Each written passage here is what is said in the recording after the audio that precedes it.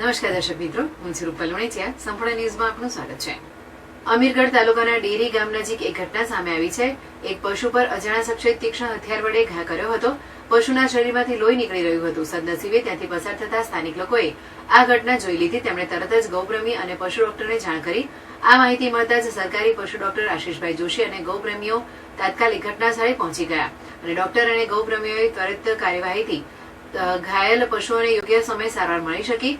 આ અંગે ડેરી ગામના સ્થાનિક અગ્રણીએ કહ્યું હતું કે ડેરી ગામમાં ફરતું પશુ છે, જેને કોઈએ કુહાડી મારી છે. ગઈકાલે સાંજે મારી નજરમાં આવ્યું હતું જ્યારે હું નજીકની ડેરીએ દૂધ ભરાવા જતો હતો. રસ્તામાં બેઠો હતો અને તેને પીડા થતી હતી. મેં ગૌ સેવકોને જાણ કરી હતી. સરકારી પશુ ડોક્ટરને જાણ કરતા ઇકબાલગઢના સરકારી પશુ ડોક્ટર આશીષ જોશી તાત્કાલિક ઘટનાસ્થળ પર દોડી આવ્યા હતા અને પશુની સારવાર કરી હતી. આ અંગે પશુ ડોક્ટર આશીષભાઈ જોશીએ કહ્યું હતું કે ડેરી ગામમાં સ્થાનિક લોકો દ્વારા અમને જાણવા મળ્યું હતું કે એક પશુને કશુંક વાગેલું છે, જેથી હું તાત્કાલિક ઘટના સ્થળે પહોંચ્યો હતો અને પશુને જોતા પશુના પેટના ભાગે તીક્ષ્ણ હથિયારથી ઘા કરેલો હતો. તેની અમે સારવાર કરી છે.